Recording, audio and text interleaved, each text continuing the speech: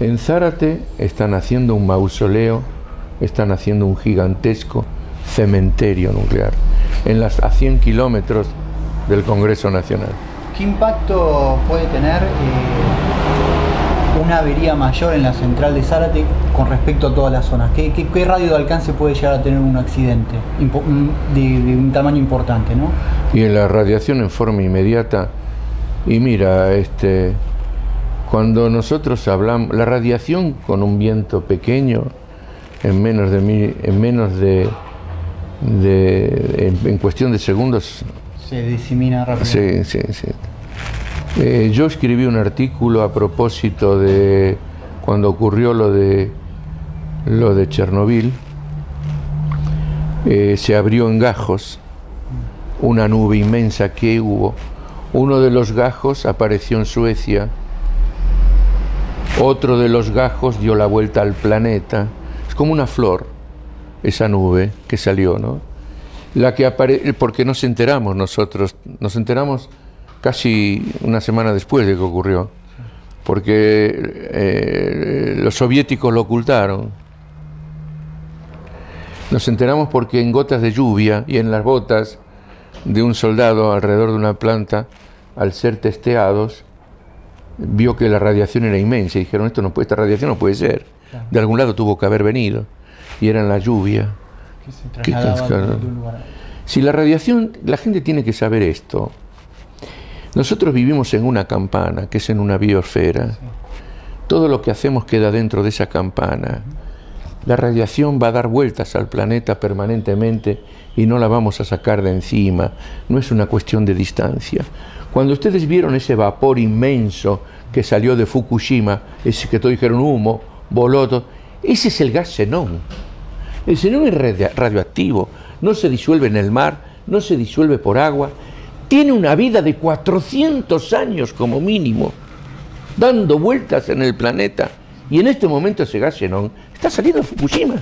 Entonces, el que dice lo contrario, o es un imbécil, un energúmeno, o usa la placa de físico para enchufarnos en la cara y decir, mire, yo soy físico, y yo le digo, vaya al baño y límpiese con la placa, señor. Porque es lo único que puede hacer. Porque estamos cansados de tanta mentira. Sí. Acá está la vida de por medio de las personas, de la gente, de las generaciones. Es el futuro de un planeta, que no lo podemos poner en manos de sinvergüenzas como estos. Y esta es la realidad que hay que plantear. Mira, lo vamos a hacer más claro. Las primeras explosiones atómicas que se hicieron en el desierto del Nevada, en Estados Unidos, probando la bomba atómica que Estados Unidos iba a tirar después en Nagasaki y en Hiroshima, esas explosiones atmosféricas que hizo Estados Unidos, hoy está arrepentido de haberlas hecho. Por supuesto que las hacen subterráneas ya. Porque lo que ha liberado fue radiación. ¿Qué les cayó en la cabeza a ellos? 10 años después, ahí mismo, ahí cerquita, estaba la planta de Eastman Kodak, la que hace las películas de papel, de fotografía. Y una mañana se les veló todo el material fotográfico. ¿Qué había ocurrido esa mañana? 10 años después de 10 años después de la... Hubo una gran nevada, la radiación se precipitó en forma de nieve, sí, como puede precipitarse en forma de lluvia y de granizo, sí, sí, sí, en ese mismo sitio, en forma de nieve.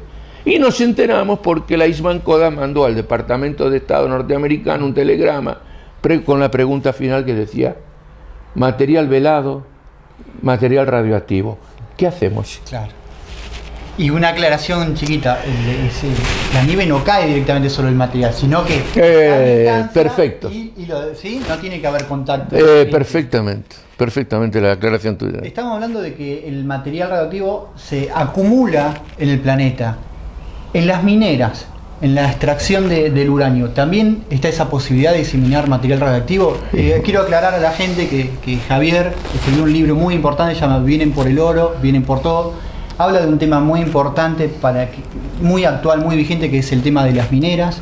Y bueno, porque veníamos hablando de los riesgos de la operatividad, de los riesgos de la deposición, el riesgo de la extracción de la materia prima. Ahí un poco, ¿qué nos podés contar? Primero y fundamental, hemos recorrido todas las minas que dejó la Comisión de Energía Atómica, minas de uranio, que dejó la Comisión de Energía Atómica. Bueno, no voy a hablar de las otras de los otros yacimientos mineros.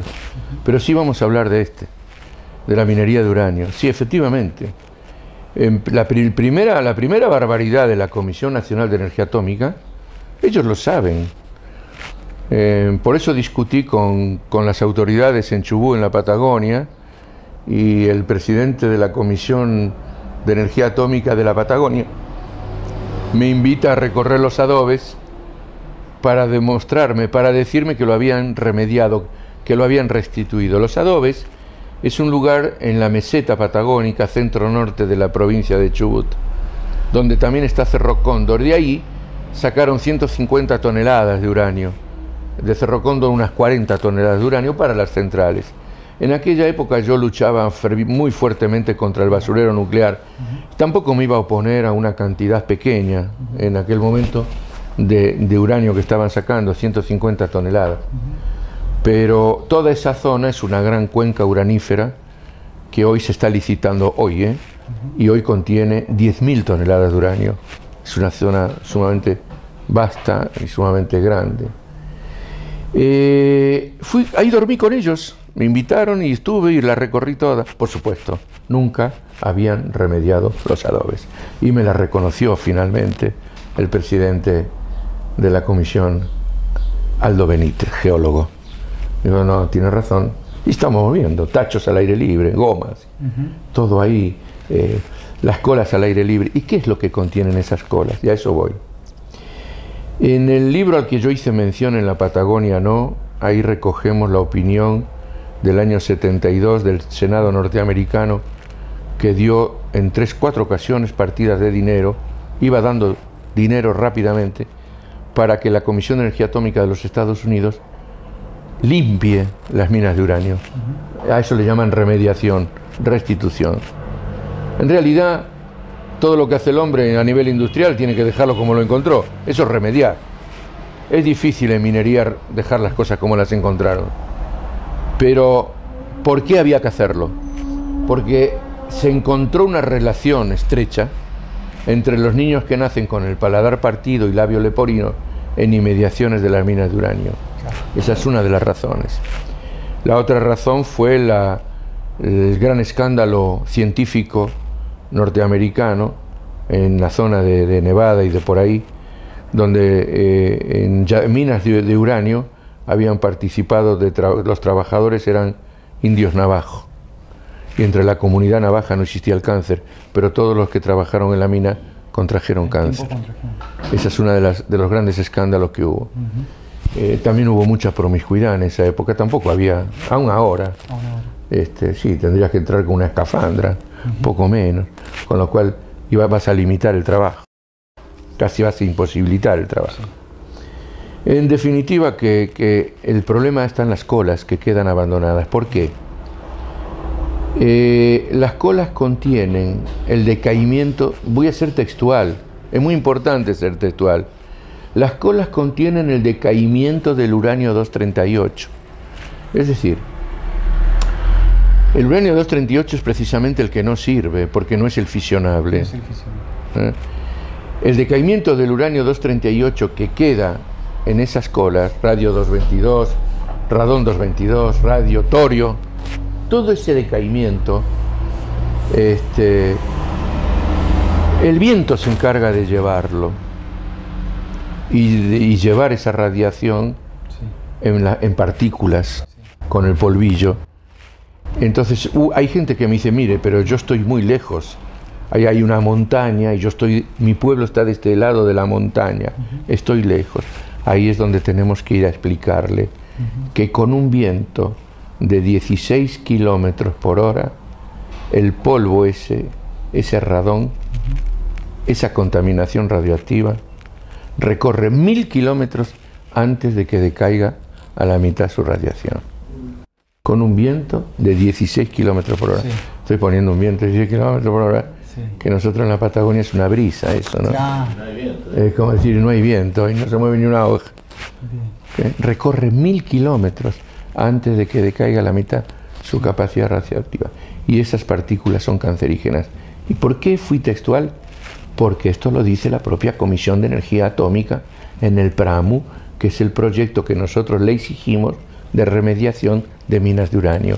Es el documento por el cual la Comisión de Energía Atómica le pide al Banco Mundial un dinero para poder remediar las minas de uranio. Eso está escrito por ellos.